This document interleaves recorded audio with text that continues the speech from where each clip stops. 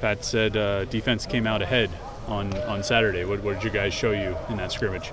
Well, I thought that we did some good things, and we did some things that we have to improve on. I think we got a long way to go as a defense, but I was encouraged by the effort. I was encouraged by the technique has got a long way to go at this point, I would say, is the number one thing we have to get better at.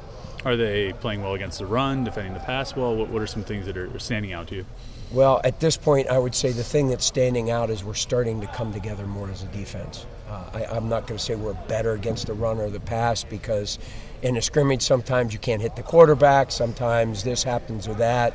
Sometimes we made some plays, but it was probably more luck than it was just being a good defense at this point. So, but I think as a defense they're starting to come together, which is the most important thing for me at this point.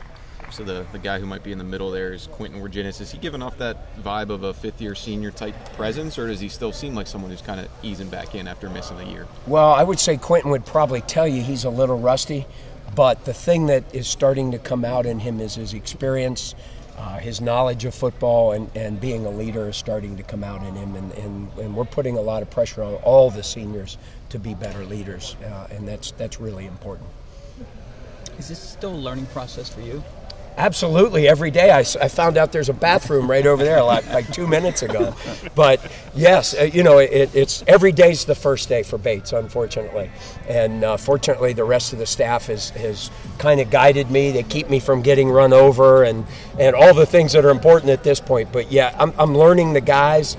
I would say it's probably as big a learning experience for our players, learning me and what I want, and trying to project my vision on our defense. And I think it's starting to come a little bit. It's taken a little bit of time, because now that they're starting to trust me, I think it's going to come quicker now. Particularly in that. Talking about learning, as you figure out all the guys and their skill sets, I mean, have you even gotten to a point where you start thinking about packages and like where certain guys might fit in? We're just getting to that point. I would say we've had 5 true physical type practices, so I'm starting to get a feel for where everybody fits, and with all the new things we're doing on defense, we're able to plug those guys in certain spots. Do you see a lot of versatility that kind of excites you? Absolutely. I think we have. Well, I don't know at this point whether we have 22 guys that can go out and play every snap, but we have solidly more than 11 guys that I feel comfortable going out and playing with. And depth is really important when you play 13, 14, 15 games. Obviously, it's only March 27th here, but are there position battles that are sort of starting to take shape for you that you're sort of keeping a close eye on? Defensive line, there's battles all the way across. At linebacker, I would say there's probably 5, maybe 6 guys fighting to play. And the experienced guys have the advantage because they've been out there, but the younger guys, the next 7 practices will start to come on, and then those battles will even become better. Secondary wise, it's really 8, 9 guys fighting for positions. We haven't really anointed anybody as starters at this point, so where they go these next 7 practices will be critical in who starts next fall. You have Dane Jackson back, obviously, as a returning starter, but who's kind of flashed you at the other cornerback spot? Well, I think Paris, is doing really, really well.